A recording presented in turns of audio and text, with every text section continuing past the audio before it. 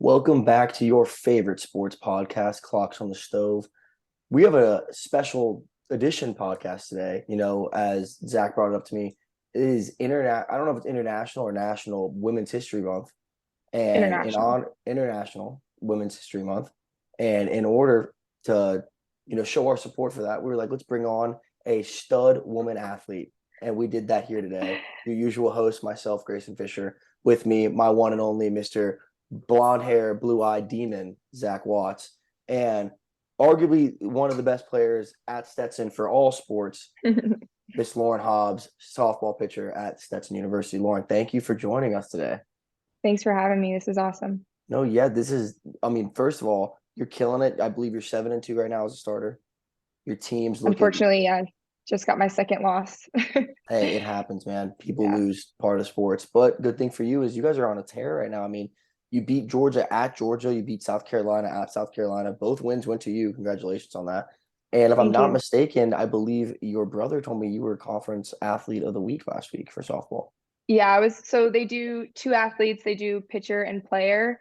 So I was the pitcher of the week last week. Oh, when they say Awesome. when they say player, are they just like referencing hitters or like Yeah, hitters, defensive player. Yeah, so now does usually it's hitters. yeah, I know for softball because this is a little different than baseball. You guys carry defensive only players or like how does that work? Because I know in baseball we don't really have people that only play the field, but I know some schools carry like defensive specific players. Does Stetson carry that at all? Yeah, so we don't have a pitcher that hits, so we're just defensive players. I mean, if we have a player that comes in, like we do have one of our players, she would pitch for us last year. She hasn't got on the mound this year, but she's a utility, so she pitches, she hits. She's primarily been playing third base this year. So yeah, so I mean, it can happen, but just with the pitchers that we've recruited, just POs, pitcher only. There's No. no, I'm sorry to interrupt. If I'm not mistaken, in college, there's no, like in baseball is, what's it called the one side. Oh, it sounds so stupid right now. One of the conferences the pitchers hit and one they don't.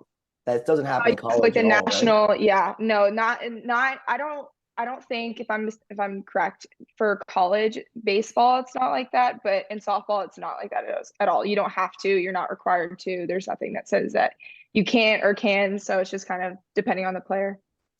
Now, how many pitchers are you carrying on your roster currently? Because I know for baseball, you kind of have to carry a decent amount of your staff because of, I guess, our motion's a little more taxing on the rotator Oh cuff, yeah. Tommy John. But for pitchers, you guys can literally go out there every day, if I'm not mistaken, because there's no like limiting on It's innings a or pitch counts for you guys. natural motion. That's what Yeah. when I told my Absolutely. labor, that's what they told me. This Yeah, is it is. unnatural. This is natural. Yeah, so we pitchers are in softball, we're told we throw every day. I mean, you have like obviously we have off days, so you could choose to throw that day or you could choose to not. Obviously, that would be on your own time and not with your coach. So since it is so natural and you kind of just get in the rhythm of like when you constantly do it, your arm doesn't get as sore as it would if you take a long break. So we have right now four on staff, four and a half if you're going to count my one teammate, but she hasn't thrown this season. So we have four right now. Last season, I threw 156 innings, 154 innings, which is a lot. It was something that I wasn't used to because it was my second year, and we only had half a season my freshman year, so we only had 30 games my freshman year, and then because of COVID, it got cut short. So then my sophomore, we had 50 something games. So yeah, it was pretty intense, but a lot of people they say like they'll be like, "Oh my gosh, how are you throwing that much? Like your arm's probably hurting so bad." And I'm like, it's actually funny because it's not my arm, it's my body that gets tired. Like it's my whole body because with pitching like you have to use your whole body. It's not just your arm. So yeah, so like I mean my arm is just since it like you said, Grayson, it's just natural. So um yeah, just like normal soreness, but more body. So we have four on staff. So you brought up kind of like your whole body being sore because I know for me as a pitcher, you get finished, you tend to just ice your arm. You don't really ice your whole body unless you're doing like an ice bath. So what are you primarily trying to like rest before you go into your next day? Like what are you technically trying to recover from since you're technically like taxing your whole body in a sense? Like what's the most, I guess, taxed or like fatigued after a day's worth of I'd pitching? assume it'd have to be like your hips and lower back, right? So I actually have my freshman year. I played in a college summer league. So obviously I was pitching year round Mhm. and doing, season and over the summer. I actually had a herniated disc and I obviously still do. Because that never goes away. So I have a herniated disc in my L1 and then I have a bulging disc. So I, constantly still have that. I'm like not allowed to deadlift like probably for the rest of my Yeah, I life. would never do that. Yeah, and so that is like what, was my most like common thing where it's just I'd feel it the next day, like, man, my back's really hurting. Like, so I'll go in, do rehab or so something a lot, it's a hit or miss with ice. Like some people do ice, some people, like ice, but I personally don't like icing my arm. I actually can't remember the last time I have iced my arm. I usually do heat and like stem and I'll do rehab. Like if I'm super sore, like I want to throw the next day because like it loosens it up a little bit more. So I'll usually do like heat, I'll do stem, or I'll just do like we'll do like milking massage. Or we have like compression I was about to sleeves. So say, yeah, what about compression? Yeah. yeah, I mean if I could pick anything, I would do compression sleeves. We have compression legs, so I do the compression legs. We even have a compression hips, like over your glutes and your hips, and so Oh, I use damn. that. Yeah, so that's like super nice and super helpful. So Have you done the um what the hell is it called? I feel like as soon as we started the podcast, my brain went empty. It's like the chamber thing. What are they called? Cryo. some chamber, yeah, something like Yeah, that. cryo chamber. Yeah, yeah, yeah. I've never actually done that. We don't have that here at Stetson, but we could probably get it done if we wanted to, but I've actually never used that. I'd like to know how my body Yeah. feels So after that. I don't know if you know, I'm an MMA fighter. So like my Mhm. taking care of my body, I mean my trainer, I've been with my trainer, this is going on to my ninth year with him. So like he knows my body like as well as I know my body, but he always preaches taking care of your body and body like recovery is just as important as strengthening your body. And you see all Absolutely. these time people just doing like, especially in this like weird like social media world we live in, like stupid workouts. And I'm just like, the amount of benefit you're getting isn't nowhere near the amount you're harming yourself. So I'm always Absolutely. constantly, I mean, every single day, even if it's just like rolling out my feet with a lacrosse ball or just stretching my shoulders out with a band, I'm Exactly. always doing something. And funny story about the cryo. So last year, I was a high school wrestling coach when I was down in my senior year at FAU. And one of the guys I coached with, he is a nurse. And once a week, I think it was like every other week on a Sunday, he worked at a cryo place. And he was like, Wow. dude, I got you, come in for free, everything. I did compression, I did like the leg sleeve compression, and I did the red light therapy, which I'm not trying to be a hater. I just don't really understand how that works. A lot of people like live by it. I don't really understand it. It's just a red light. But the last thing was the cryo or Cairo, whatever the hell it's called. And I was super excited. And I got like my mask thing on. I got like the ear mitts on, the gloves. Like I'm just in my underwear, like at this hallway of this building with all this stuff on. And right before we do it, I'm like, yo, we gotta take a picture. So we go to take a picture with it. It's me, my buddy that works there, and then some other athlete that was there who was also gonna do it. I was gonna like jump in with him. And my buddy goes to put his arm around the kid and hits the emergency shut off button. And it shuts it off. And it's not like an on and off button where it just turns right back on. Like it completely shuts off the Yeah. system and it alarms like the owners and stuff. So it took them 3 days to like get it back and everything. And he was like, oh my gosh. No. It was like one of the most uncomfortable situations I was ever in. And I was so upset because like we got the picture and I didn't even get to go in it. I didn't even Yeah, get to dang. So use you it. didn't even you were in it, but then you literally didn't even get it. Yeah, bro. I Wow. was like, come on. I've only Yeah. heard good things about it. And you go in for like 5 minutes. It's like super quick. What is it like? Yeah. Negative 200 something degrees, Yeah, it's or supposed like to be like an ice bath on Jeez. steroids. But I like that you brought that up too, Lauren. I hate icing. I Yeah. and there's that rice method that's like, what is it, like rest, ice, compression, or elevation, something Hmm. like that. elevation. Mhm. Yeah, and the guy that wrote it in like 15 years later, something went back and stated that like he's incorrect, and he talks about like how motion and movement is more important for Hmm. recovery than stillness and icing. And I always tell like I'm a wrestling coach too, and I tell my kids I'm like, when you hurt something, don't ice it. It's better to use it at 30% and stretch it than to ice it. Yeah, You're I'm just slowing down the blood flow. yeah, I'm constantly stretching. Like I mean like there like if I even with this like my back, like even if I sleep wrong, like I'm like I could sleep wrong and it hurts. So like I have to always constantly stretch, always like cracking my back, always making sure I'm doing that. And I will say like I had another injury that I kind of just like do to myself. It's just like constant. So the way I pitch, when you come down, you snap down to like snap your hand over. I bang my elbow against my hip, and that's very common. Like some pitchers like Yeah, can see get now away they with like it and they pop it, do it. right? Yeah, Yeah. and so some pitchers will get away with it and it not hurt, not have a problem with it. But it's been really weird since ever since last year I started doing it. And I've always had like sometimes I'd, next day I'd have bruising on my hip and my hip would be kind of be like hurting. Never had a problem until last year. I was in games and I started getting bruising on my elbow and it started swelling like really bad and my hip too. And I, went to my trainer and I'm like, hey, I don't know what's going on, but like something is, and I don't know what I'm doing because I mean, I'm throwing really well, I'm feeling really good, but like all of a sudden this is just starting to happen. And so I was actually we were playing Ohio State. I had to go in for relief and I was doing really well. Like I had no runs, no hits. I was holding them down. Like I had 2 innings in and I was on the mound and that was like I literally I had to look at my coach and be like, I cannot throw anymore. And as soon as I got off the mound, my entire arm swelled up. This was last Like year, right?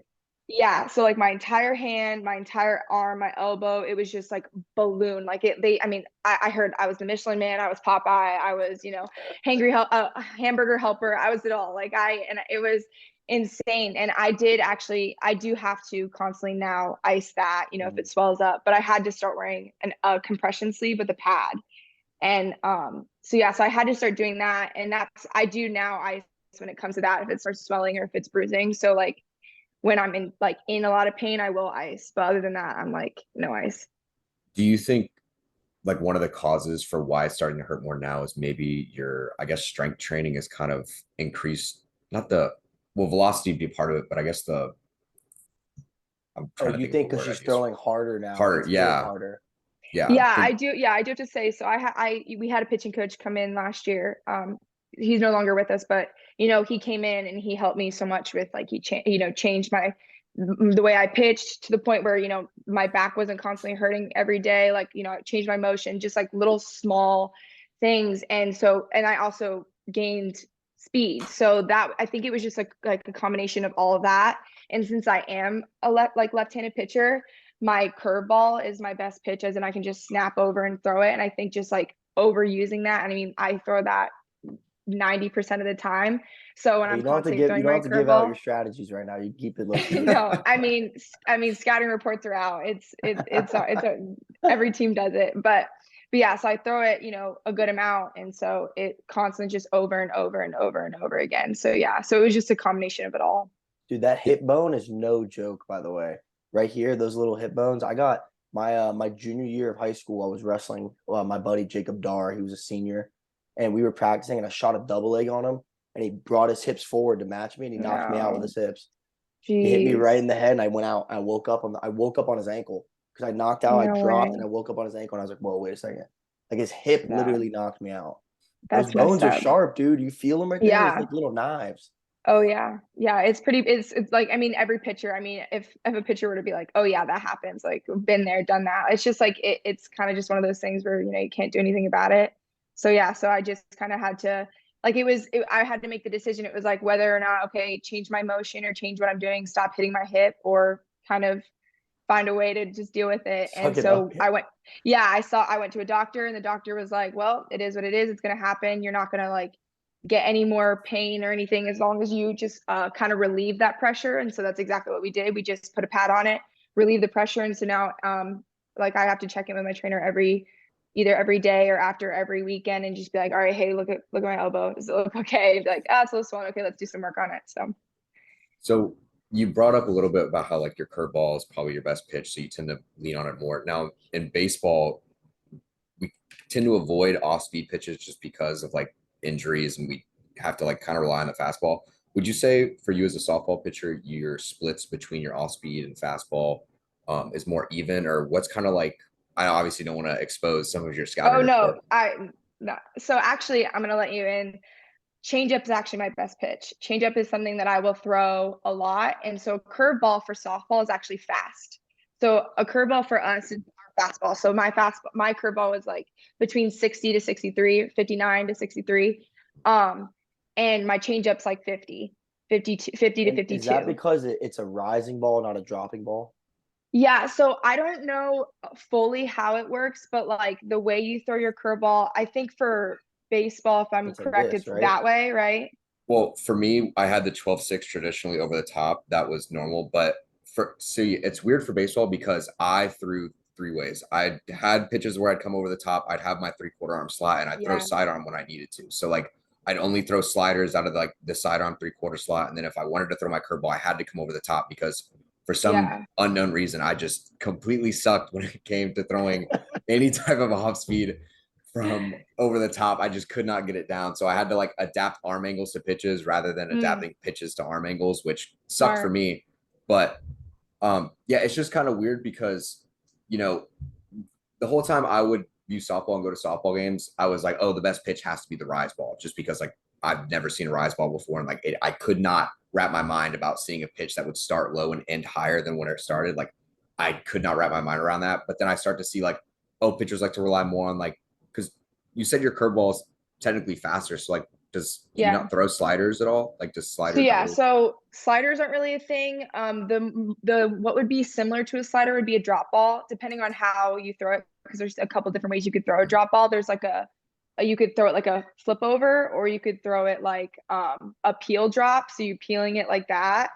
Um, I throw the flip over, so I kind of just come around and snap over. For a curveball, you're going like this, you're snapping over really fast. So it's just like a natural motion, kind of like how you would teach it like to younger kids. Kind of how like you're like hitting a towel over, like you're going like that with a towel. So since it's such a fast motion, you're just snapping over, it just shoots east to west. So that's why like for baseball, when you're going like this, it's probably a little bit slower. This would be like our changeup. So like I throw a flip changeup. So flipping it and it kind of just spins and drops down. Same with me, my drop ball, it's going that way. It's a little bit faster, but it's still going downwards, if that makes sense. So yeah, it's so different from baseball to softball because like for your screw and your fast, you're snapping really hard. And I mean, there's a way I have one of my teammates, she throws an off speed curve, which is interesting because she knuckles it and then she snaps it over, which kind of like putting a knuckle on it kind of slows it down a little bit. Her spin's a little bit thicker, faster, and then but it's slowed down. So it's interesting. I mean, all different kinds of ways to throw it. Does you being a lefty make you more? I don't want like. I would say this. Does you being a lefty make you more threatening as a pitcher? Because I know in baseball, it's like, yeah, guys, if I'm wrong, let me know. But righties hit better on righties, and lefties hit better on lefties. But there's more right hitters. Oh, it's opposite. Righties So hit better on lefties. Lefty. if you're a lefty pitcher, you want to face lefties. If you're a So you righty want to pitcher, target what you're attacking. because the reason is because the ball coming out of the same side, like you don't want to pick up a pitch that either starts behind you or like the same side as you, because it's almost impossible to react inside to inside if you're looking away. But like if it's on the other side, you can tell if a ball is coming at you. Like your Coming natural across, instinct. yeah. Yeah, it's natural instinct to be like, oh, that's coming at me. Like I can react to that. But if something starts at you, like if you're lefty, obviously you throw your curveball. If that's snapping away from a lefty, that's going Yes. to be extremely hard to pick up. Okay, so Yeah, can you I answer my question and like dumb it down a little? Like, is it better that you're a lefty? yes. For me, like obviously when I was going into sports and stuff, like, for softball, because I know if you talk to Phil, he was a lefty catcher, which is like super rare and Phil like was a not a lot of. catcher. Oh yeah, growing up, he was a catcher. What? But then, well, I did not know this. he caught both of my brothers did. So Phil and Eric, they both Oh my caught God. left-handed growing up in like little league. And then as Phil went on, he stopped catching and he was just playing first base and hitting and pitching. When did Phil stop Um, playing baseball? I'm sorry, I know this is about you, but no. Middle school. Yeah, I think he stopped. oh, sorry. Yeah. Yeah, he didn't play in high school. But so yeah, lefty catchers are really rare. They don't really recommend them, So I had, limited. So if I wanted to play softball, I either first base, an outfielder, or pitcher. And I mean, I love being in center of attention. So I was like, of course, I'm going to start pitching. But then it was like, as I got on and they're like, wow, you're like pretty decent at it. You might be able to do something here. It was like, wow, like this is really rare. And so like, it's really rare to have lefty pitchers. There's not that many. As a majority, there's more righty pitchers, just as there's not as many lefty hitters as there is righty hitters. So from a lefty perspective, when you're throwing to righties, which is 85% of a entire hitting lineup, it's hard to see the left hand coming at you than it is for the right side as a righty hitter seeing it come at you at all times. That So makes you're sense. at like a non-controllable advantage to an extent. Yeah, yeah, in a way. Yeah. So like that's why, for softball, I mean, this is probably for baseball too, but like you'll see more if you find players that are pretty good and you want to make them lefty hitters, like you want to make them lefty hitters. That's like what we find in softball. Like, okay, if you're fast and if you're coachable, like, okay, let's try and switch you to be able to hit left-handed. So I have multiple friends who had to literally switch to slapping and hitting left-handed in high school rather than hitting righty. So if you looked at them and you like asked them to swing right-handed, they would look absolutely silly and ridiculous. Is But switch yeah, so hitting it's a big thing in softball? very rare. Like I haven't faced, actually I did actually I faced one hitter that was she was a switch hitter, but she wasn't like, she was decent. I mean she was all right, but it was just kind of like, okay, like really it's very rare. And so I mean, yeah, not that many. Yeah, my dad was a big baseball guy. I never played baseball in my life, actually. Crazy. I never played baseball. I never played basketball. I think I tried probably every other sport that's like mainstream, but I never played baseball, I never played basketball. But my dad has this like joke because he was a catcher. He's like the fastest way to be a professional athlete is be a switch hit catcher. He's like, if you can catch and you can swing both sides of the plate, he's like, it doesn't even matter if you're that good. If you're just average, Yeah. then you go somewhere. Yeah. Yeah. So it's, sorry, go ahead. No, I didn't mean to cut you off. I'll say it after. Oh no, it's just, yeah, for softball it's rare to have a lefty hitter, but I mean if they do, you obviously want to swipe them up so you can see how coachable they can be. Yeah. The only thing I was going to say is you don't really see it as much in softball because for baseball, I don't know why I ever did this. So I batted righty pretty much my whole life, got to high school. Sophomore year was like, all right, if I really want to go to college, I have to like kind of stand out because as a lefty, I stuck in the outfield immediately, pitched a little bit, but found out as a lefty, they were like, why don't you hit lefty? And I was like, I only followed what every other kid on my team did growing up, and I never saw left-handed hitter. And I was like, well, maybe I should try it. Ended up batting lefty for a year. So sophomore year batted righty, junior year batted lefty, and then senior year switch hit. Don't know why I did it, Wow. But then I was like, that was a terrible idea. Don't know why I did that. Did it for a little in college as well, but what were you better at? Naturally I had way more power lefty just because obviously your backhand. Yeah, your backhand, you drive a lot, but like the problem is I throw left-handed, I'm better left-handed, but I'm right-eye dominant. And like as a lefty, if like your right-eye dominant is your front eye, you're not picking it up as easily. So like pitches that I thought were like 2 to 3 inches off the plate were actually like 6 to 8 inches off the plate. So my pitch selection was terrible and I could not, but the only What was your slugging? What was your slugging percentage? You do not want to know. I was how you would have in softball as a slap hitter. I would kind of view myself as like, I just had a lot of speed coming out of the box. So that's why I was like, I might as well just hit lefty because we used to call Zach White Lightning.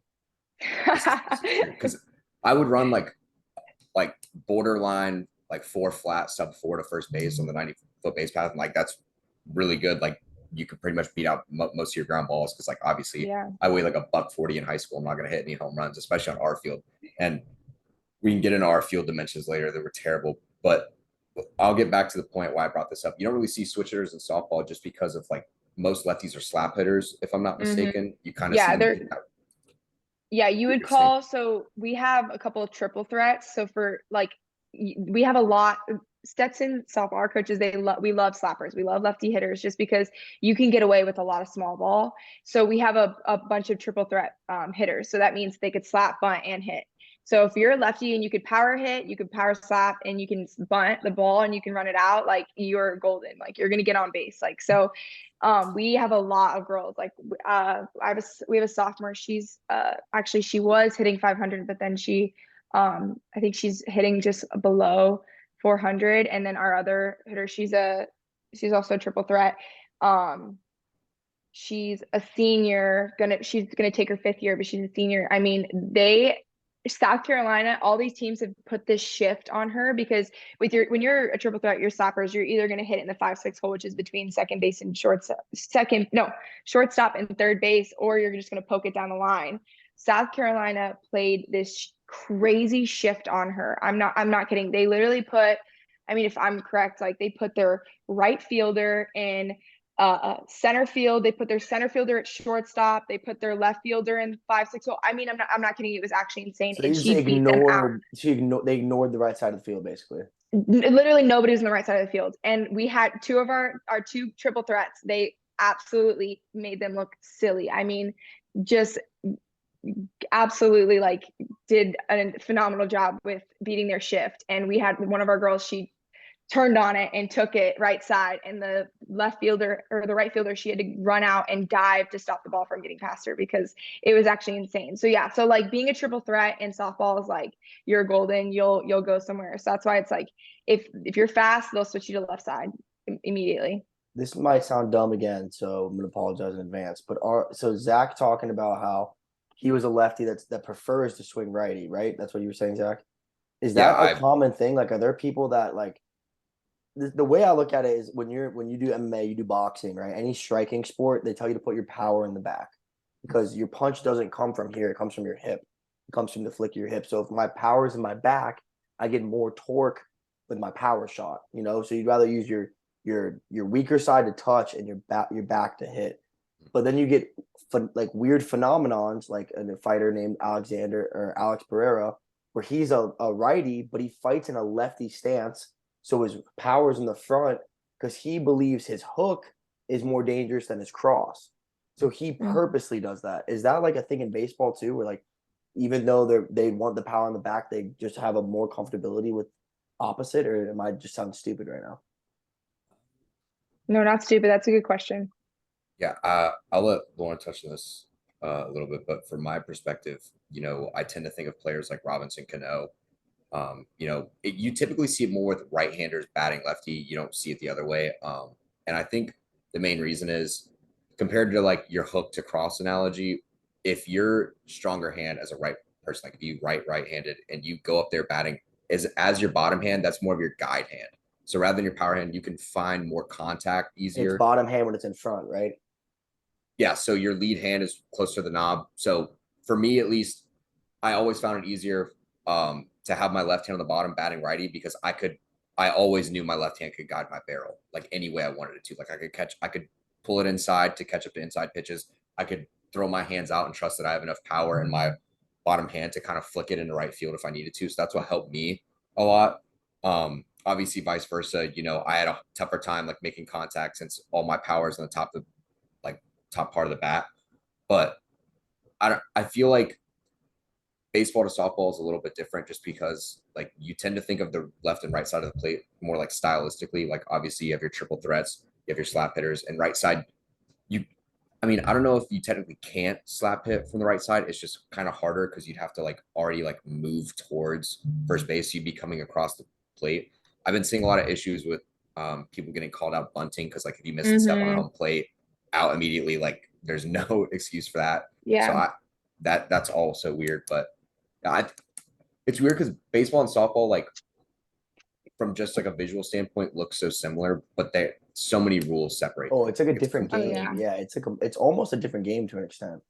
Yeah, no, totally. And I do have to say, I think it also depends on the person because like I have teammates who like I'll joke around with them because they'll tell me like, oh, like they write left-handed, but they're right, they throw with their right, they hit with their right, they're dominant with their right, but like, left hand, like, That they just do everything hurts my else brain to left-handed. think about. And I said that and I'm like, you do realize like, you could do like you could have been a left-handed, pitcher, you could have been a left-handed this and that.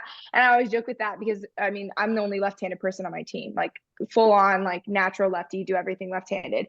So I think it depends on the person.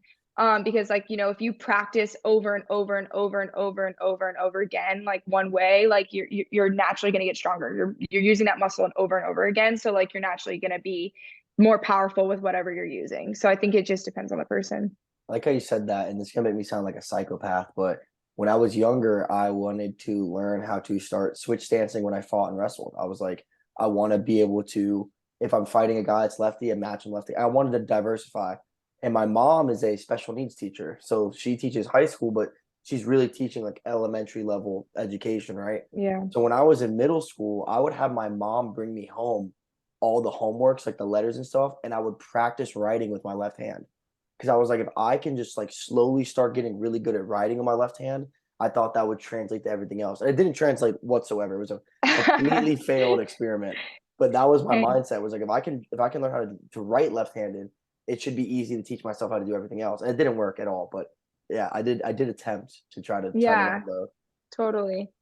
Dang, I wish that would have worked. That would have been a cool story. yeah, it'd been cool, but I failed. So that's like so. I mean, I did try something similar, but my issue was my sophomore year.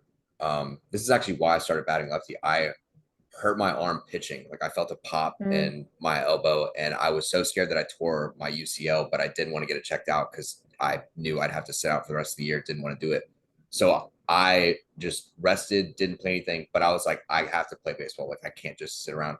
I yeah. actually learned how to throw up to 90 feet with my right hand just because I was like, if my arm is completely blown out and I can't use it again, I'm throwing righty. I don't care. Like I was like, You I just wouldn't will. pitch, right? You just play the Yeah, no, field. I actually learned how to play second base. I probably took so many ground balls off the face and the chest, just trying to learn how to feel the ball the opposite way. And it was such an awkward learning process because like you would think it's so easy to like, oh, just like do the same training you've done your whole life with your left side, just do it on your right. I threw so many balls just directly into the ground or like could not get my release point figured out to save my life. But I think after like 6 months, I finally worked up to like throwing 90 feet. And then I was like, oh, I can throw with my left arm again. So I'll be fine. But I mean, and back then you'd never heard of like a switch pitcher, but like now you see in No. baseball, there's switch pitcher, like there's a switch pitcher every year playing in the All-Star game or like So if someone you're that's a able to let throw. yeah, I mean like you have Shohei Ohtani, but I mean he was created in the lab. But I mean, so if you're lefty, you're kind of like you're somewhat forced to only play what right field, right? Right field, You can play all outfield all Yeah, all outfield, and first outfield. base. That's pretty much it, right? or And pitch. pitching, yeah.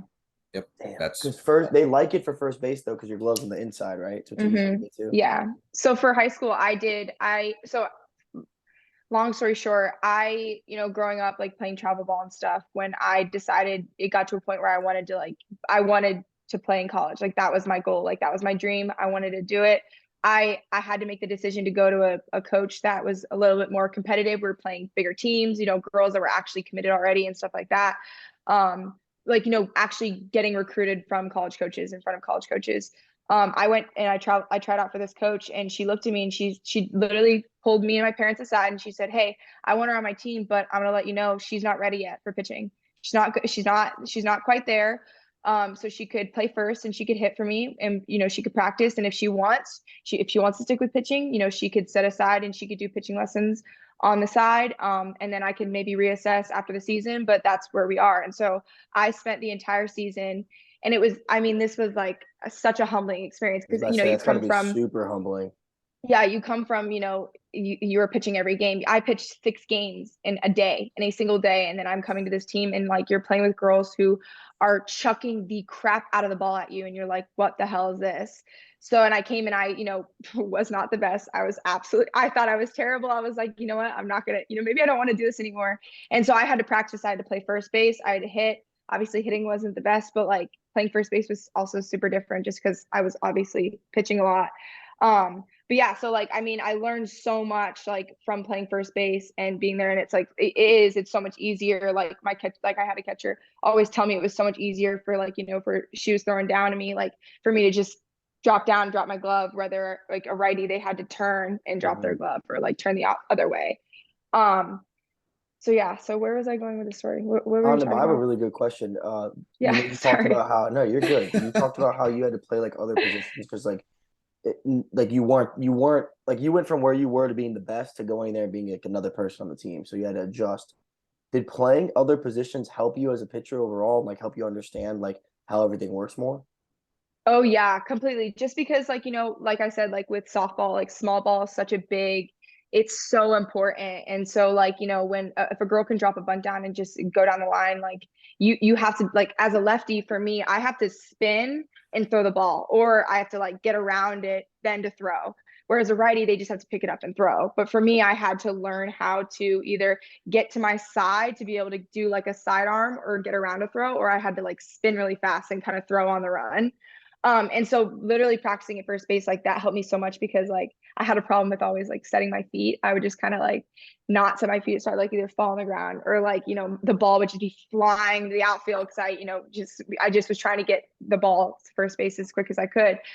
So like constantly practicing first base and like learning the actual field about like, okay, so ball on the ground with 2 outs, like, you know, they got to go home if there's a runner on, or, you know, ball in the air. If there's a runner on 3, they got to shoot home. I got to cut. And that means I got to get my pitcher out of the circle. They need to, you know, back up third base and they need to back up home. So like learning that whole perspective on the field was just so helpful for me because I was also that pitcher where, you know, if a ball got hit and the runner was on, I would just sit in the circle and just watch it and hope that they catch the ball. But meanwhile, I got to be behind the plate or behind third base, you know, getting the backup, you know. So that was like just so it was really helpful, like learning different like player positions, and also like being able to be in that position and like talking to my second baseman. Okay, here's what I'm going to do. Here's what you got to do. All right, if they're going to bunt, if they're going to do this, they're going to do that. And like when you're pitching, you don't have that time. Like you can't talk and be like, all right, this is what I'm going to do when we have this out. This is what's going to happen if I get the ball. Like I don't have the time to do that. So like learning that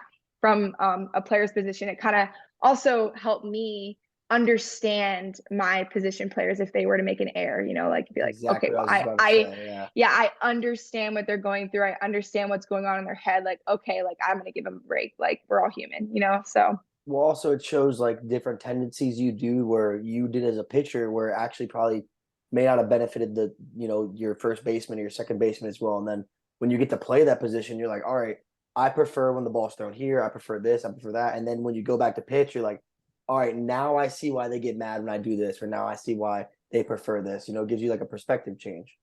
oh yeah, and totally like also pitching wise, like I said, when I do like the spin and throw, I have also a tendency of just chucking the crap out of the ball just because, you know, one, it's happening so fast. I don't know where I am and I don't know how far I am from my first baseman. So my team calls me the spin and chuck because I like to just spin it and throw it. And my first baseman, they can get mad sometimes if it's like super hard. And so also like from that position being in first baseman, like I like telling my pitchers, all right, you've got time, like take your time, like with throwing the ball, or like hard, give me the ball. Like, and so like you know, having that, knowing that, and being able to tell like my first baseman, hey, this is something that works for me. And I know you don't like me to throw a ball a lot. So like, let me know, like yell it out. I've got time, or, you know, just be like, if you don't say anything, I know I'm going to just turn around and chuck it. Yeah, you're a little more mature to me in that aspect, just because if I were to ever see a ball get hit to the outfield and they didn't catch it, me as an outfielder, I'd be like, well, I know I'm catching that. So what are you doing? Like I would just get so mad. I will never forget this. And I actually thought about this the other day. So one of like the best things for me pitching wise was just pickoffs. I know for softball, you guys don't have leadoffs, which is to me, Oh, I really? could, Well, the field's too small, I feel like, right? well, yeah. Yeah. So, correct me if I'm wrong, but base paths in baseball 90 feet, softball 60 feet, correct? And then 60, yeah. you pitch from 48, 43. 43. You pitch from 43. We pitch 60 feet 6 inches. So 6 inches up, you mean, or 6 inches? no, like 60, like 60.6. And then I don't know the exact. What's the mound height? It's a little up, right? Some is really aggressive. Like some is that's why like what I like about softball is you never have to worry about like mound discrepancy because like your circle is always the same, your flat ground is always the same. You don't have to worry about that. Some fields they have turf mounds which are raised a little higher than others. Some have terrible holes where you push off, where you have a legit crater that like you can't get a proper ankle positioning on, so you can't push off as hard.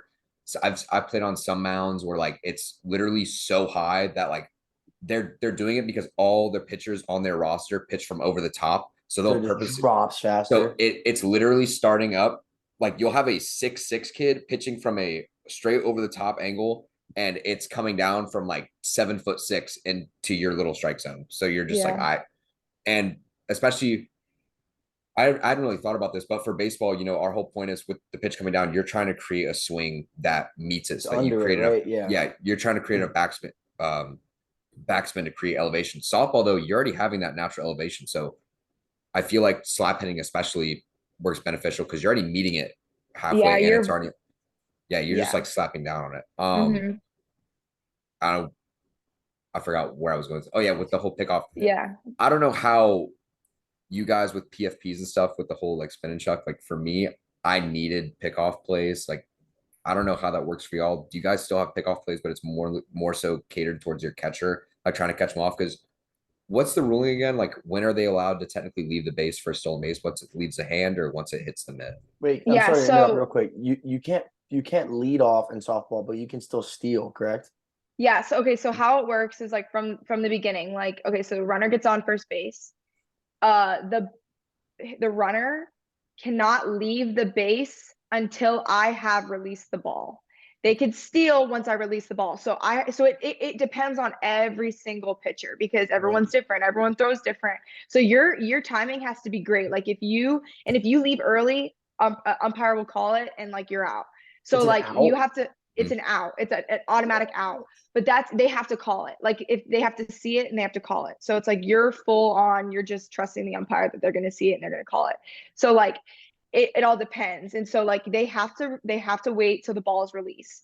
Now, if I get the ball back, if I'm in the circle with the ball, they cannot lead off. They cannot leave. They can go ahead. They can leave, but they cannot go back. So as soon as they step off the mound, I mean the bag, as soon as they step off the bag and I have the ball, they have to either just go straight, they just have to keep going, or I can get them out.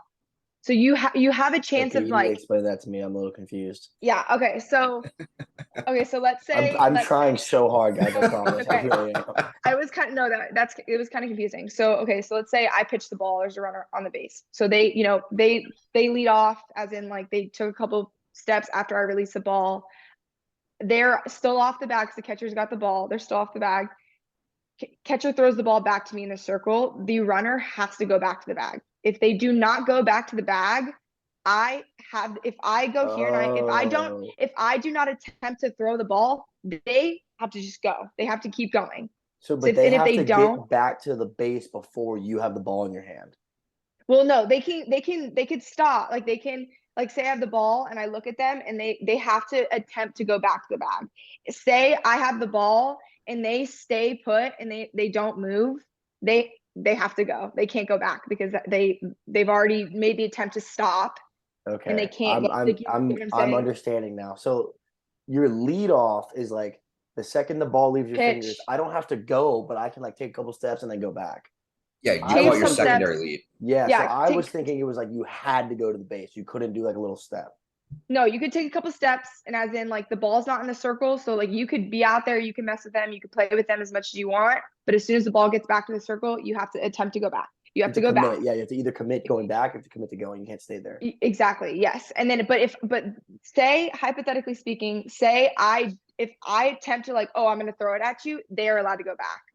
I have to attempt to throw It's the a little ball at game. It's a them. little mind game. It's crazy. But I mean, like you're in college and like you have everyone throws pretty well. They throw the ball around and you have strategies on how to do get pickoffs and stuff if you ever get in a pickle. We still pickles.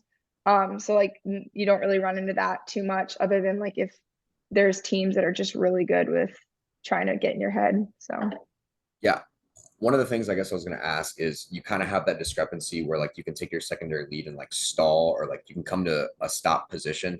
Now, will you be penalized at all from a pitching perspective if like let's say your catcher the moment she catches it fires it back to you and like you just like try to throw it to first as quick as she can or like does the runner still have some discrepancy where they're like allowed a time to like okay, I can like come to a set position. I don't have to like always read you 100% of the time. Like, because I feel like that may be a little bit advantageous if you were to just like, we're going to go like catch it, wait for the umpire's call, take a second to throw it back, and then like you get set. And then randomly out of nowhere, you're like, oh, catch, fire it back. And then you're just going to spin and chuck as you would to first base. Like, how would that work? I think you're gonna have to explain a little bit Yeah, no, better. I have I'm no kind of idea what you just tried to say right there. I Sorry. tried really you hard know to like look like I did. I had no idea what you just said. Sorry. I'm like, because like from an umpiring standpoint, by the way, I will say yeah. this: I will always umpire a baseball game. I'm never going to umpire a softball game again. I tried it. It's so Softball. fast. No, I didn't care about the speed, the pace, the rules. The parents at softball Oh games yeah, they're treat terrible. it like they're little No princesses. way. More They than treat baseball? baseball parents are understanding. They like you're a guy, like you can deal with it. You hurt softball dad's little princess's feelings. you're meeting him in the parking lot. You're hearing some choice words. So, but I'll try to like reword this. But like, okay, let's say as a runner, pitch is delivered, you take your secondary, you come set, catcher catches it, throws it back, kind of like waiting. Catcher catches it, you go back. If you, let's say, catcher throws it back to you, let's say you just straight up barehand it and throw it to first right away. Like what does she do there? Like, is she caught? She could either go or she could dive back. Like it's the same thing. Like she can't do like a second step. Yeah, no, like I mean, players like I said, if I attempt to throw to them, they have every right to go back. Okay. They have every right to go back or go. Like they have that at that point, they have the choice to go back or not. But let's say like I'm in the circle and I have the ball and I'm just staring at them and they're dead set not moving and they're off the bag. They have to go. Like they have to go, or I mean at that point, why would I not throw the ball? Because if they're just gonna sit there. So that's the thing. So it's just kind of like that's the thing you have to remember. I'm 43 feet, it's 60 feet, we're all right there. So like nobody's trying to do too much, nobody's trying to like mess with me too much, because I could literally just lob the ball and like there's a chance I can get him out. So I really want to know more about this parent thing, because I've seen the worst wrestling parents. Like I just coached at middle school states this past weekend, and dude, it's like it's insane to me, like seeing grown men cuss out children and like cuss out like mothers of children. Like it's just insane to me. And I've seen it in baseball too. Like there's a lot of stereotypical like douchebag dads in baseball, and they all do like the same thing. But in softball, you're telling me that there's bad dads in softball? Like what? I mean, dads, moms, coaches, like I don't know what it is about like the softball environment that creates such hostility. I just feel like I have never They're been chirping at you too while you're umping. Oh, the entire time. And like No here's the thing. For me, I guess they're a little lenient because the ball dimensions, but like when I am calling balls and strikes, like first of all, the softball is a massive ball compared to what I'm used to dealing with. I'm pretty sure I can see a big yellow ball and where it crosses the plate. Like I'm pretty sure I'm able to say like, oh, that was a strike or not. And if it's like an inch off, like, hey, these girls are what, 12 years old? Yeah, I'll give them the benefit of the doubt. It was an inch or two off. I'm gonna give them the strike, or I'm gonna let it go. And the parents are like, what do you mean? Like, what? Like, you dare call a strike on my daughter? Like, that obviously wasn't a strike. I'm like, all right, yeah, but think about the little girl out there who's like trying her life. Like, she's literally just now learning how to do a complete motion. Like, they're only learning how to throw the ball. They're not worried about throwing a curveball or a drop ball or a rise ball. They're literally just trying to get it into this little strike zone. Yeah, and not to mention with the slap hitters, their strike zone isn't set the entire time. Their bodies are moving. They're jumping up and down. They're like moving around the whole time. And I'm like, oh my God, like, please stop doing this. Like, and they're like, oh, you like the rule you just said with the whole pickoff play. They're like, oh, you didn't call pickoff. Like, she didn't go back. I'm like, she's 12. I'm pretty sure she didn't even know that pitcher had the ball. I'm like, you want me to punish this poor girl? Like, why am I the villain here? There's been a couple times where I've had like in my life seen parents or coaches or whatever get like tossed out of the game or whatever. But like I'm really lucky. I got really lucky. My father is somebody who, Ron Hobbs, he absolutely can't stand it when I'm pitching, as in he literally, his life is just, he's so nervous and he's freaking out and he's scared. So actually at our softball field at Stetson, he doesn't sit anywhere near in the stands. He doesn't sit anywhere near like anywhere. He has to sit in the concession stand, like in the way back, like farthest, like way, because it's stressful. Like it's stressful for him. And so he doesn't like it. And he gets really nervous. So he can't be anywhere near it. And like growing up, when I was playing travel and all that stuff, you would see my father sitting in right field all the way down the line to the fence, like in the way far back, like basically in the outfield. Because one, whether he was just scared that he would, say something in the moment, like, oh, whatever, and get mad or something. So I got super lucky. I never had parents that were like that and chirpy, but I've been around parents like that and stuff. And I was also really lucky to be coached by a coach who is like, her whole goal, her mindset for us is like, we're respectful. We're going to be, lovely ladies. We're going to respect the game. We're going to have fun. We're going to enjoy it. This is overall, it's just a game. And so if there was any call that was terrible or whatever, like we as players were never allowed to say anything. We were trained and taught and coached to just, let the coach handle it. So like, yeah, my coach has been, tossed out. My coach has, said the whole 9 yards and got umpires' faces, but like us as players, like we never said anything. We kind of just let it happen and watched it go down. So like personally, I was never that. I was never one of those players, families, vice versa. But yeah, it sometimes can get really bad. Like I mean, you see there's videos on the internet of just like, physical and all the bad words and stuff, but like in college softball it's a little bit different just because like it's a bigger arena It's and more your professional. parents, yeah, it's more professional and parents have there's things, but like they've made more set rules now where umpires have to be like they're allowed to give warnings to whoever they want like at the field, so parents, coaches, players, all of it, and you get your warning. If you go past that warning, or if they think that you're enough, they'll kick you out of the game, and So like you'll get escorted. I have two things to say. First, I know it's probably a lot for your dad, but I guarantee you my mom goes through a lot worse when I get into a cage. My mom is Oh yeah, I my would. mom's more scared than I am by a mile, like Oh, by a lot. 100%.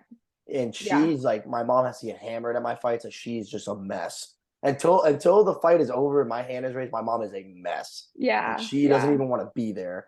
The other thing is, from what I'm hearing, it sounds like Phil cannot have a daughter to play softball because he is going to be the most stereotypical softball father. That is what I I'm mean, getting from this conversation. if he has a daughter and he decides to put her in softball, I probably will never go near him. Yeah, I know. Phil's going to be the dad that they're like 8 years old. He has the statistics on every girl on the other team. He shows up 3 hours early with his chair. He's got his shirt tucked Yeah. into his pants. He already knows he's going to be eating sunflower seeds. That's the Phil Hobbs effect right Yeah. there. No, That he's would gonna be be like Phil. working his daughter out like at the age of Yeah. like ripe age of 5 years old, like getting her in the gym. She's gonna be lifting. I mean, I could tell you stories about, I mean, I appreciate like my family, my parents, like my brothers, like I mean, the support and like the things that they've gone through. And it's so funny because I feel like I've always had like three dads, because Phil was always like, Lauren, you got to make sure you're taking care of your body, and you got to make sure you're working out, and you got to be doing this, you got to be doing that. Like, all right, let's get in the gym today. Like, you going to the gym today? You going to work out? You going to do this? You do that? So like, yeah, it's funny. Like it's that he definitely will be that father, because he was like that towards me, and I appreciated it. But yeah. Yeah, we're gonna do a little Phil Hobbs appreciation. The whole reason I knew that you played softball and everything was last year. This is how it all started. This whole journey of trying to get you on the podcast. Last year we were in New Orleans for our semi-formal, formal, I don't remember what, something like that. Oh, And good time.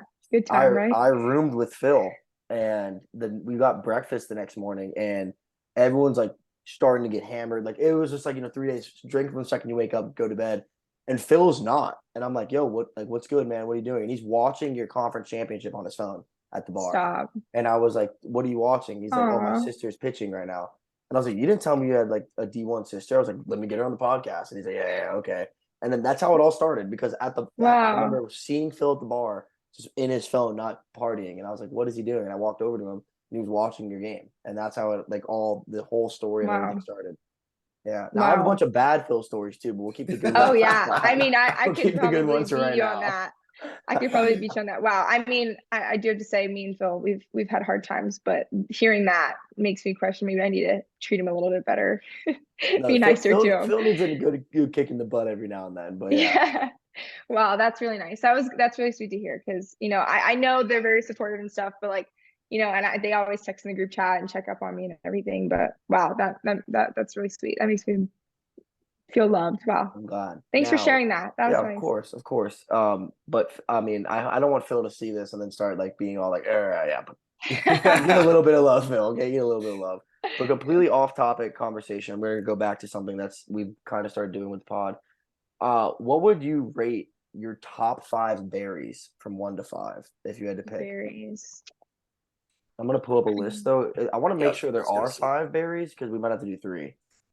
But there's like what? 'Cause I don't know. I Strawberry, can think of blueberry, 5 berries. raspberry, Blackberries, blackberry. um, elderberry, cranberry. Mm, Ooh, cranberry is a good one. I mean, I have my We 3 could. for Oh, okay. We sure. could. Okay, we could definitely throw a curveball in there. We could add grapes. Let's add grapes into this. Okay. We'll add So we grapes. want to do 5 or 3? Can you do 5? Let's just do 3.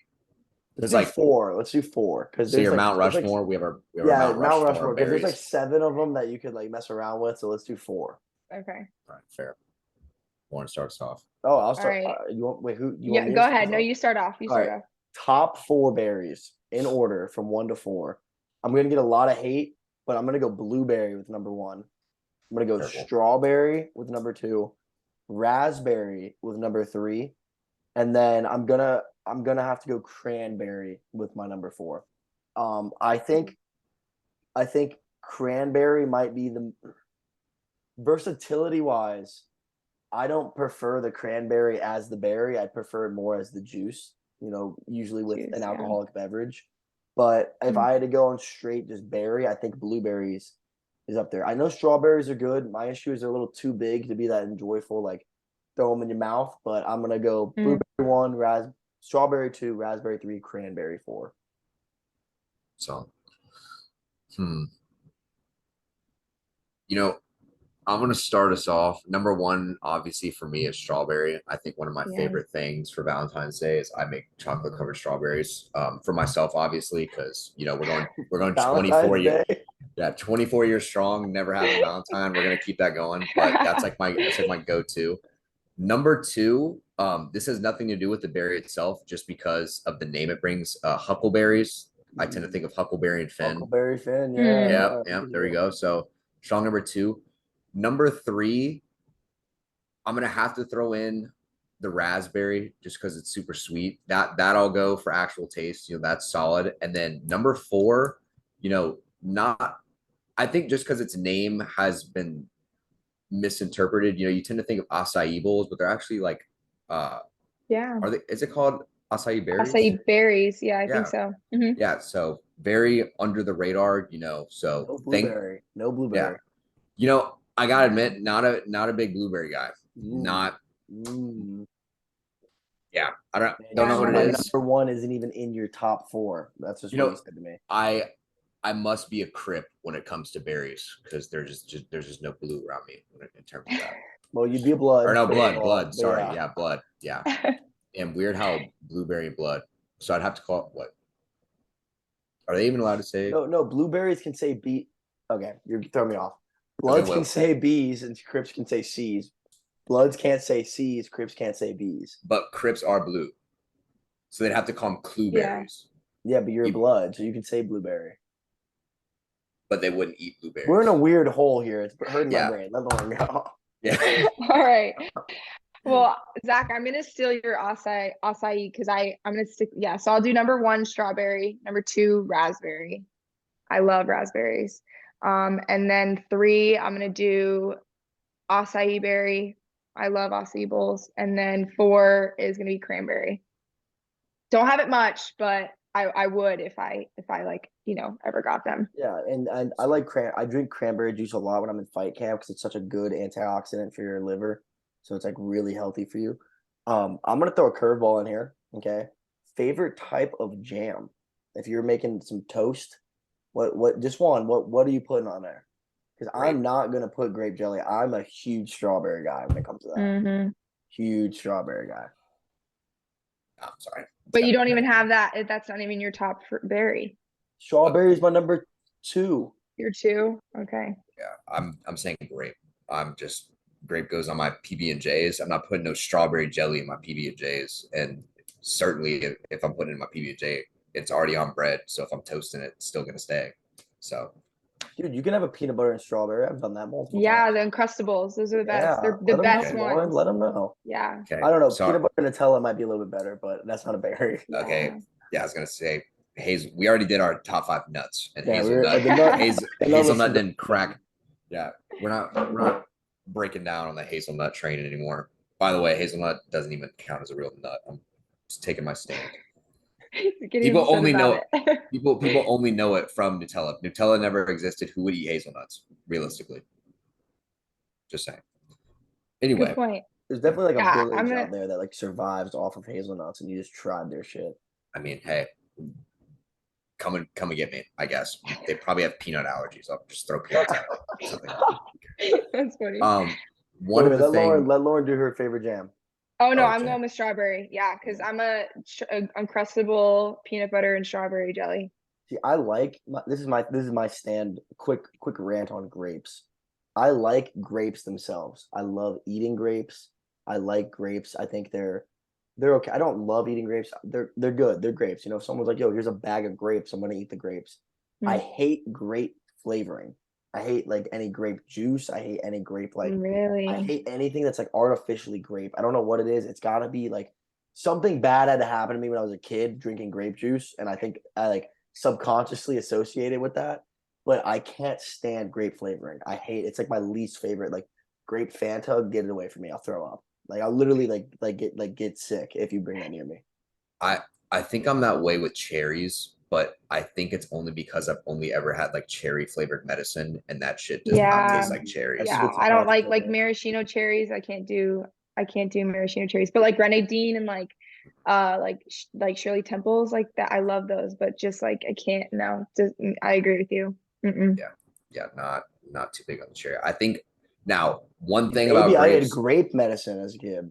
you know those like grape tablets, like those like medicine tablets they give you that taste like chalk. I remember eating those a lot Yes, as a kid because I but you get don't you I don't chew them; they dissolve in your tongue, right? yeah. Oh, Yeah. Oh, any dissolved medicine, any like spray bottle, we're like, yeah, we're gonna spray this in the back of your throat. Like, oh, it's cherry flavored. No. Like, no, it's not. That's poison. that's You're lying to poison. me. Yeah, I I'm also honestly just hate Pepto Bismol, like the pink drink. I'm not Oh gonna my lie. gosh. I'm not gonna lie. I could chug that stuff if it was like sanctioned. If it like wouldn't quantify me as a weird Yo, person, I think I could leave you might be bipolar. Like the first sign that Zach Watson like to kill people was he enjoyed drinking Pepto. Drink Pepto. There was the one. I think the only time I ever realistically like made myself more sick is I drank an entire bottle of NyQuil one time, and that was like I like don't know why. Like I was so sick, and I was like I have to like have more than what I'm supposed to take, and it'll make me feel better. Did not. I think I No. slept for No. like 20 hours or something like that. So The that only was great. medicine I can like munch on is the melatonin gummies or the new kind of Tums where they're more like they Oh, look like the like Mentos mixed gum kind of. berries, like the mixed berry flavored Yeah, Tums. yeah, but they look like Mentos, Yeah, yeah, like they're like gum. the Those are clear gas. I film. can munch Yeah, on those. I'm a big Tums guy in general, but I me can munch on too. those. I was gonna I'm say a, I'm a Tums person too. Flintstone gummies always smacked. The I Scooby thought Doo. they weren't Oh, gummies though. They were like chalk. Oh yeah, no, sorry. The Flintstone vitamins that were like chalky, yeah. those actually weren't bad, but the Scooby Doo like gummies, I've had Scooby Doo like medicine gummies. Those I don't know why they had like a brand deal with medicine. I guess Scooby Doo was just like big pharma or some shit at that time. Or maybe I'm just like maybe my parents just tricked me. And we're like, yeah, here's medicine. Whatever. Regardless, back to some softball talk just because this has been like on my mind for a little bit. We talked a little bit about the rest and relaxation recovery for softball players. What was kind of your strength or velocity training regimen? Because like you didn't really have to deal with like arm injuries, so you could pitch every day. Was there specific training you were going through? Was it just more so developing your pitches? What was kind of your, I guess, programming kind of bettering yourself as a pitcher? Yeah, so it's different for everybody. Like, I mean, our bodies were all different, but for me, it was like the constant like lifting every day or like lifting. We lift 3 times a week off season, 3 times a week off season. Then we condition to the other 5 days, and then we lift twice a week now during the season. I think it was just like lifting like all the time. Like we were constantly like having max weeks.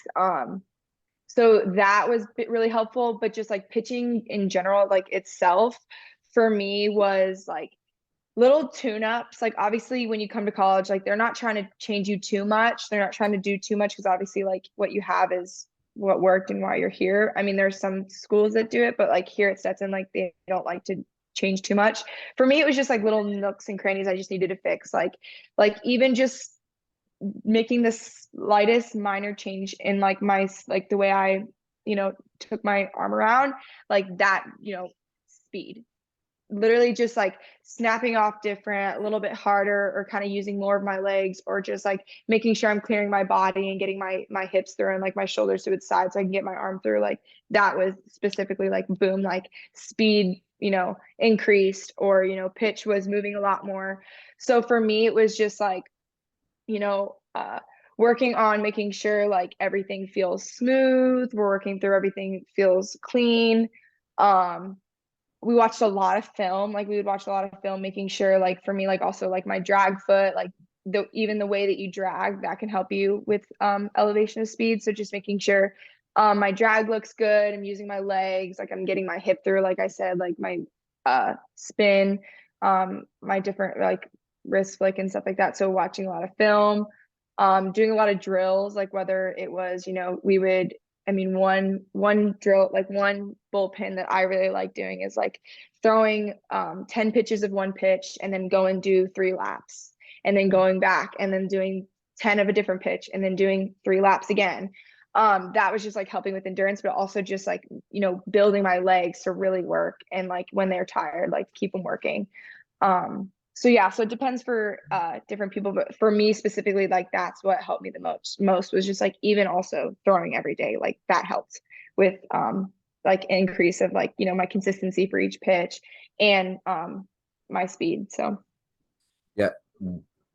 When you're kind of breaking it down, it's kind of funny because for me, when I went from high school to college, I never really looked at pitching as such. I don't know the Did proper you go as wording a for it. pitcher or did you go as an outfielder to college? I went as a two-way. So when I first showed up on campus, I was an outfielder, and then I threw my first bullpen in the fall, and they were like, "Oh, you can definitely pitch." So that's kind of how that worked out. But the way you kind of broke it down, Lauren, it was like it's funny because when I was in high school, I never really like thought too much about my pitching. It was just like, oh, velocity was the only thing that mattered.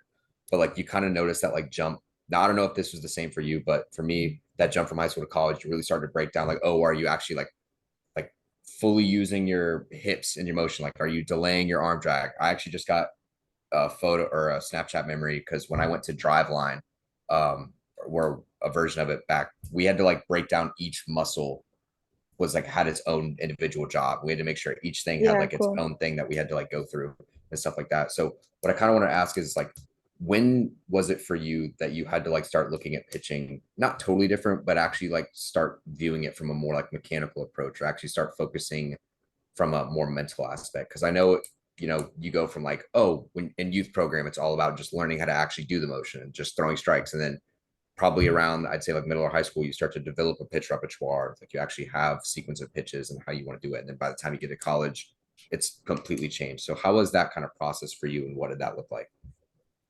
Yeah, so for me, like like I said, it's different for everybody, but I was a little bit different. Like I said, like coming up and like, not being told that you weren't good enough yet and kind of like you need to work on it. Like I had a different mindset. Like I was humbled, and I was also like I need to work a lot harder.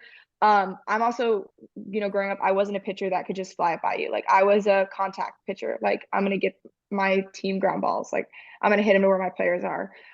So having that mindset and knowing that about myself, like I knew that it was already going to be a challenge for me mentally, and like it was more of like I was really mechanical focused, like, and that was one of the big things that, when I came to a Stetson camp and how they recruited me, like that was the one thing that the head coach saw, and that's what he liked, is that, when we did this pitching camp, you kind of just like, it's very different, but like, you kind of just warm up your pitches and you just whatever, and then they just watch you throw, and like maybe they'll have you do some fun stuff or different activities or whatever. But for me, like from the start, like I'm very like, all right, how I warm up is so important for me. Like, okay, I'm gonna do my snaps. All right, now I'm gonna go to my tees. I'm gonna make sure my hand is facing me, making sure it's level, it's in correct line, and then I'm gonna snap it off. All right, now let me get on my knee. Now I'm gonna go around, I'm gonna do once arounds. Like I'm very mechanical, like step by step. And that's like how I kind of stood out to Stetson, because they were like, we really liked how she was very like, let's check all these boxes, Yes, making like the sure attention to before we detail and stuff throw. like that.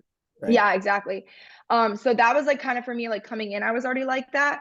But then obviously when I came in, like, I was, hitting, every pitcher goes through this, but like, you're trying to find yourself, and, confidence was something that I always struggled with. And like mental side of softball was something I always struggled with. So like, I just needed that kind of help. And I needed, like I said, the little mechanical, like I was wrapping around, and that's why, my pitch was 57, 58. But then as soon as I cleared it up and I straightened things out, I was throwing 60. It was just like, so it was just making sure of getting that repetition. And I was like consistently making sure I wasn't making that same mistake.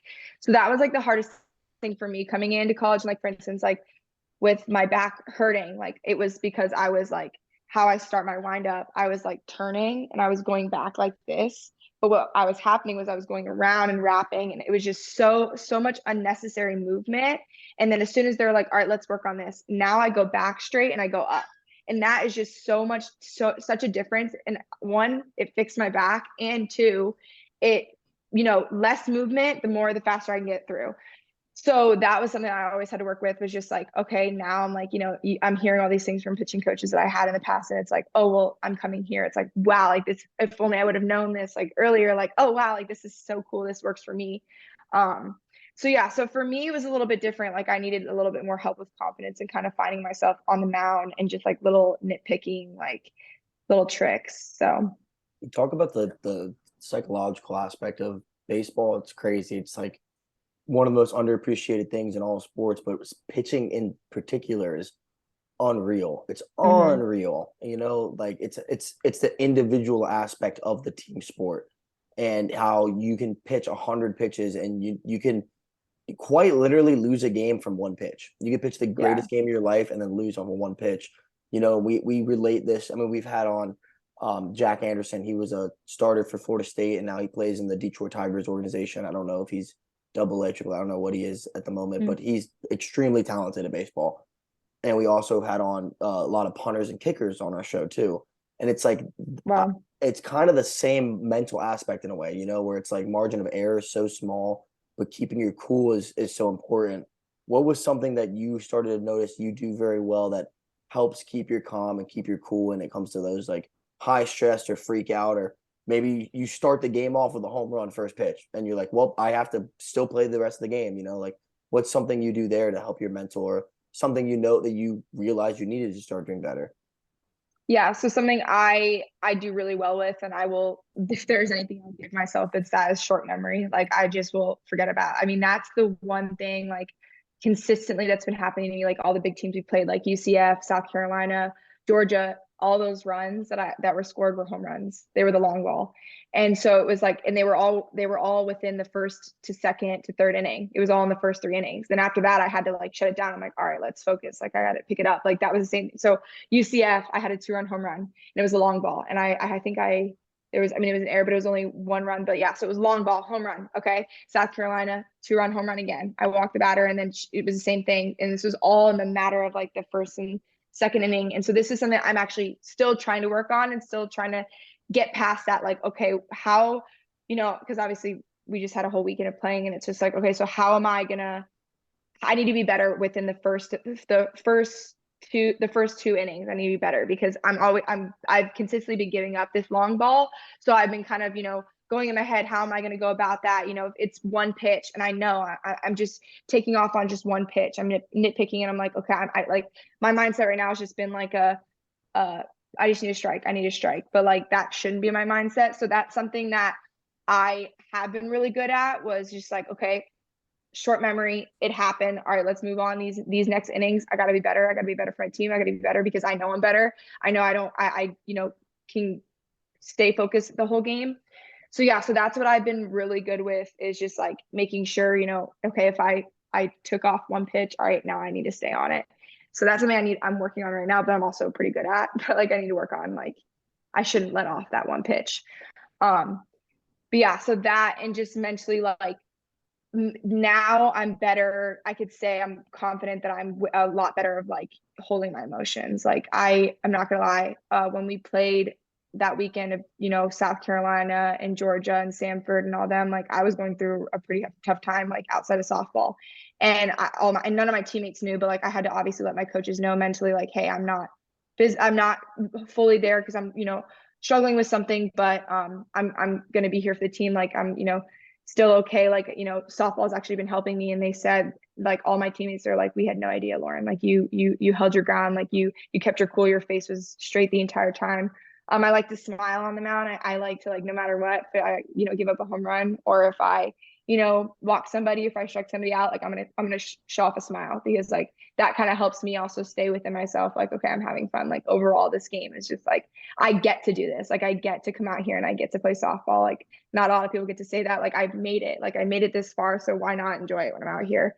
Something that my father is like said to me, and I've like always like I'll say it around, like I love this, and I have to like keep telling myself, it's just like be in the moment, don't let the moment be bigger than you. So like, I give up that long ball, but okay, like I have to stay in it, I got to finish the game. Like, I have I have 6 more innings to throw, I have 5 more innings to throw out of the entire game, so long game, and I just have to stay within it. So a lot of the things you said is a lot of the things I try to say to myself when I'm competing. It's like you get lost in this moment of like, it's so hard to describe what like the emotions you go through for a fight, but it's like you're the peak confidence you've ever been in your entire life. Like, you've done all the preparation, everything you've done. I've trained my ass off. Like, I'm the most confident I've ever been, but I'm also the most like, holy shit, I'm about to die at the same time. Like, it's like the yeah. peak of both. And one thing that Rose Namajunas always talked about, she's one of the best female fighters of all time, one of the best fighters of all time, is enjoy the moment. Enjoy the moment, enjoy the walkout, enjoy the warm up, enjoy it. Like, stay in the moment. And every time I go to do my walkout, I just say that to myself over and over again. Enjoy the moment, enjoy the moment, enjoy the moment, enjoy this walkout, have fun walking out, listen to your song, see your people, like enjoy it, enjoy the face off, like enjoy each moment. Don't think about the next moment. Enjoy the moment you're in right now. And as a coach, that coaching has really helped my composure a lot, so Wow. much. Because when I'm coaching, especially like younger kids, like I'm coaching a kid that's a freshman or sophomore. Last year I coached a freshman state champion, right? He's freaking out because he goes down 2-0 in the match, and he looks at me. And he is going to react based on what he How sees. you're gonna react. Yeah. And even though I'm freaking out, I'm super cool. Yo, we're good. Frankie, we're all right. We're straight. Let's go. Let's keep moving. And I'm terrified on the inside. I'm like, oh my God, he's got thrown to his back, like blah, blah, blah. But like, the first thing those kids do when they freak out is they look right at me. And how I give them the message back is how they're going to respond. So I have to stay composed. I have to just keep my cool, and I always had a coach that talked about Anderson Silva. Like, he would get rocked and you wouldn't know because his face stayed the same. His face stayed the same when he was excited, when he got scared, when he got gassed. You never knew what state he was in because his face was so composed. So it's something I've been trying to do a lot. And like I said, coaching has really helped me with it too. And I always tell the kids, I'm like, this moment's as big as you make it. You're going to the state tournament. You could think about all the cameras, all the media, all the coaches. You can do that. Or you could think about it, it's a circle. I'm wearing wrestling shoes, and there's a kid I'm wrestling. You've done that a million times in your life. So it's the moment's as big as you make it. And composure is the older I get, I realize it's not about how good people are, it's how they hold themselves mentally. And that's something I'm starting to do now more. Is, like I said, coaching has been such a blessing to me in that aspect. That's so cool. Yeah, like I said, like I struggled mentally like growing up, but I once again, like I just had a great opportunity. I had a great coach. My parents, like I went to my travel coach and I'm like, hey, like obviously she knew I was struggling mentally, and like that was the one thing, I just confidence and just that mental side, like I couldn't focus on the mound, I was having all these struggles, and she hooked me up with a pitching coach that lived in Tampa. So once a week my parents drove me 2.5 hours once a week, and like that's something that like my family and we all had to deal with and make adjustments for, to like help me with this.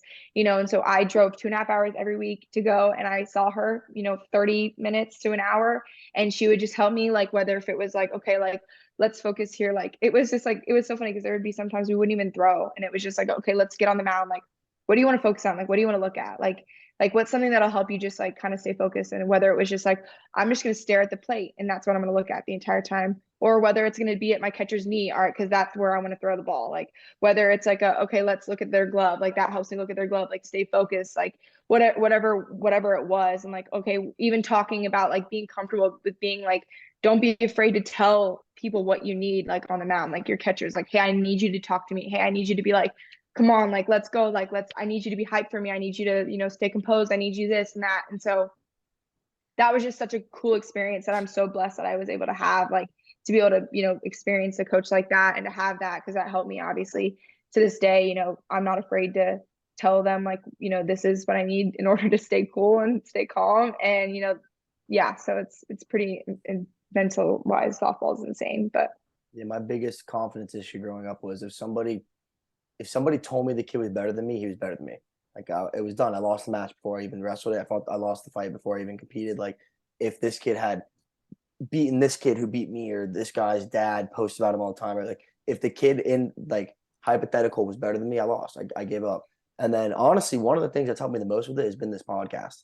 Is us talking to collegiate athletes like yourself, talking to really high recruited high school kids, talking to professional athletes that play in the NFL or in MLB, levels like that. It's like they went through the same thing I went through. They had the same Yeah. issues mentally. They had the same issues with this.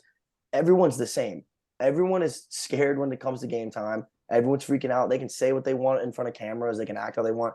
Everybody is the same. Everybody gets nervous. Everybody is overwhelmed. Like once you realize that the 1% of the best ever and the people that barely make it are the exact same, it makes winning so much easier, in my opinion. Oh yeah. No, I completely agree.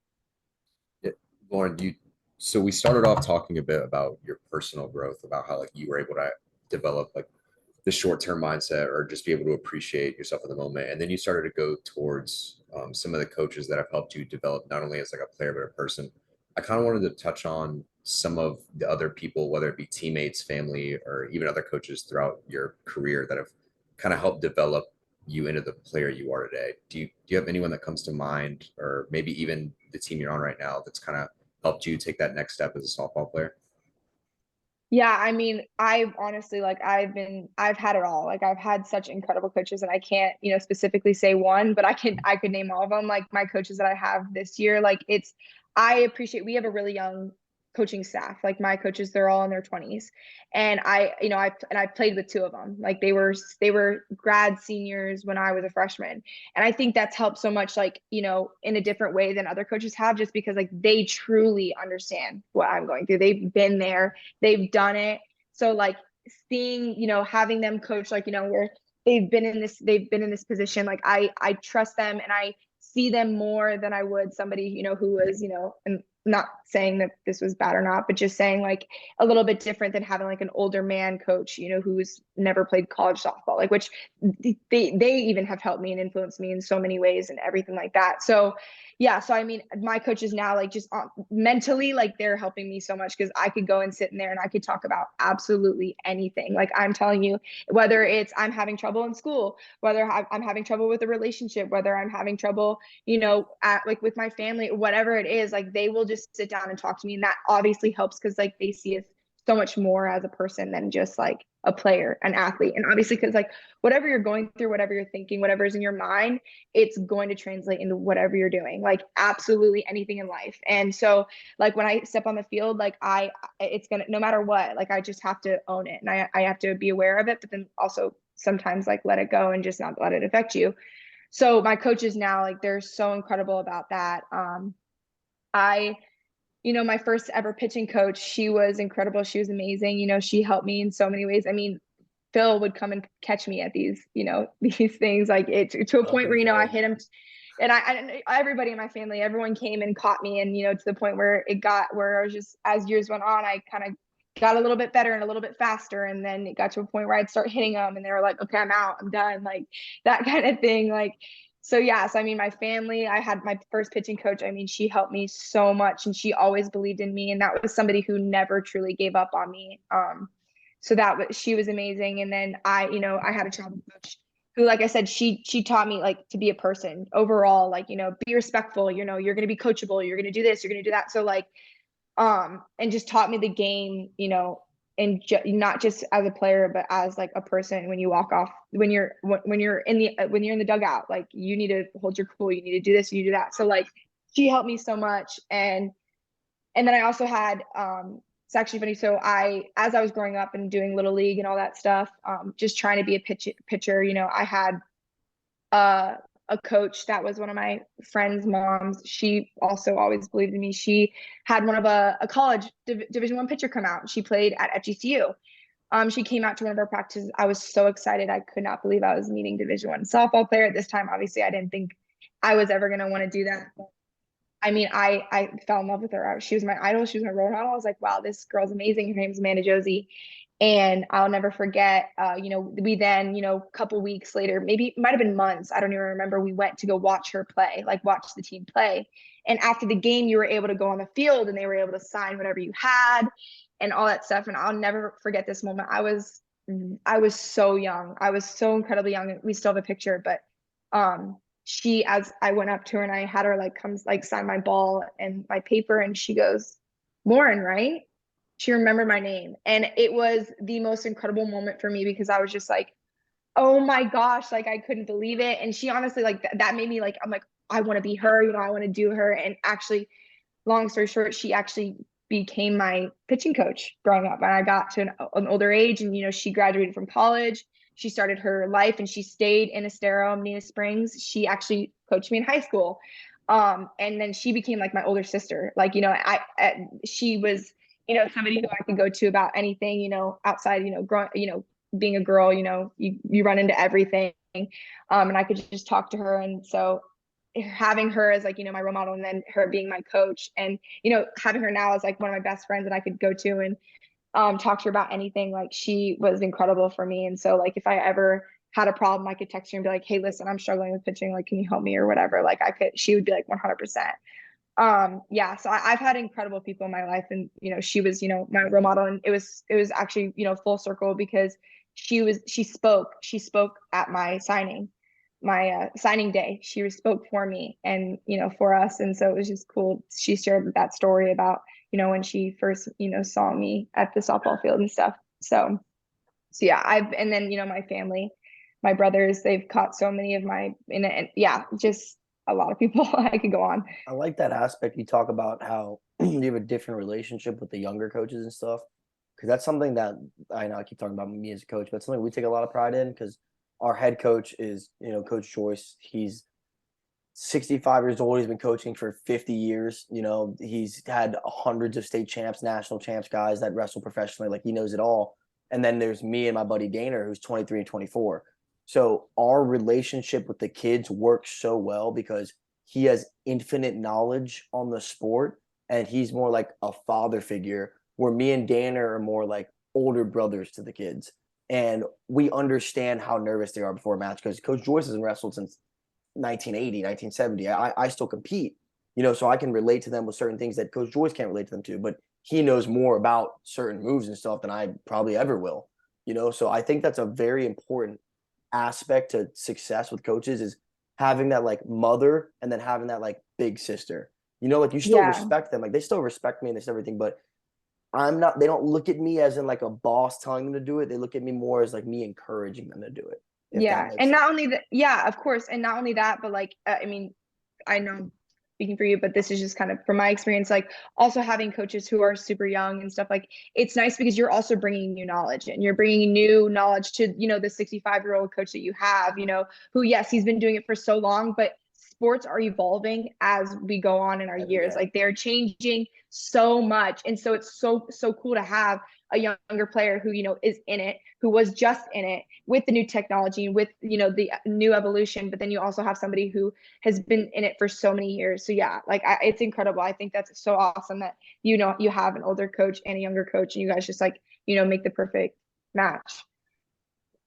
100%, yeah. Yeah, I am not a coach, so I can't speak from any standpoint of coaching anyone. I can say, um, working with younger kids, just from working youth camps and stuff like that.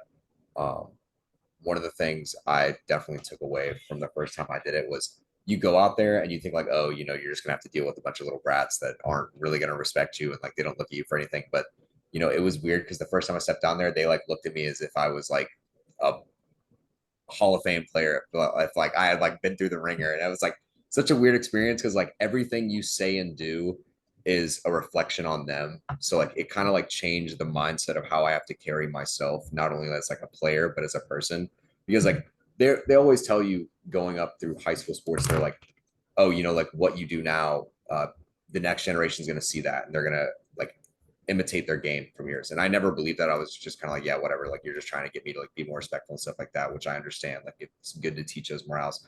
But it wasn't until like you actually get to college, like you even told your story about like how she recognized you and like that made you immediately want to be like her. Like you don't realize like no matter what level of play you're at, the people that are younger than you that watch you are gonna want to be like you if you do it the right way. 100%. So I always kind of had to like take that as like a responsibility thing for me because like at first I always kind of did it for myself. Like I'd be the first to admit to anyone, like I was very selfish as a player when I first started. Like I only did things because I thought it was best for me, not necessarily for my teammates or the people around me. I just thought whatever is going to get me the furthest in life, that's all I care about. But it And wasn't that's until like, natural.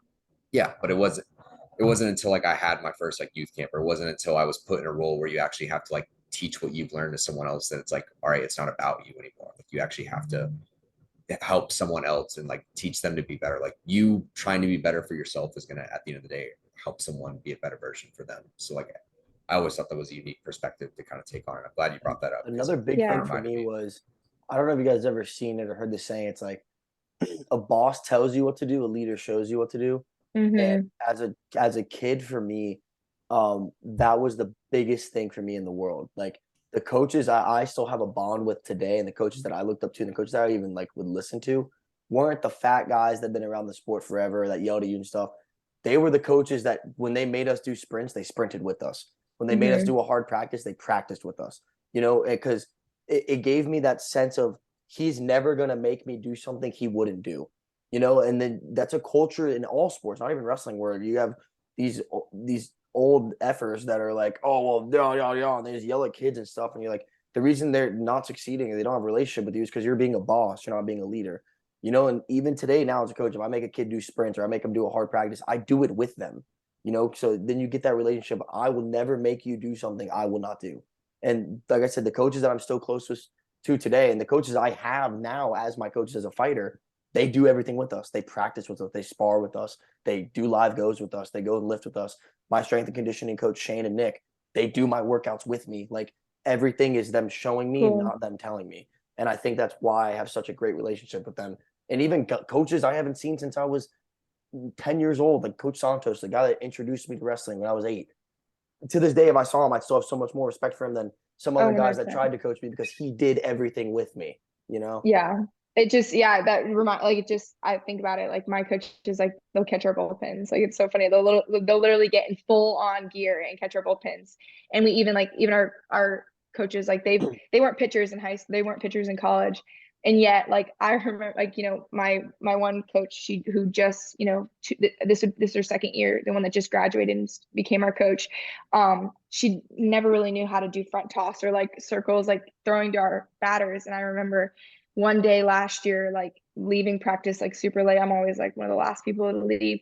And she was in the cage by herself, just practicing, like just practicing long, like going through the tosses and making sure that, you know, she's doing that for her team. And so I just like, you know, seeing that, she's not knowing that I'm seeing that, but like watching her, you know, from behind the scenes, like it's just cool. And I respect that so much. Like these, you know, our coaches will just freaking get in full gear and catch our drop balls, which is like insane. So I mean, I could never, but so it's just cool.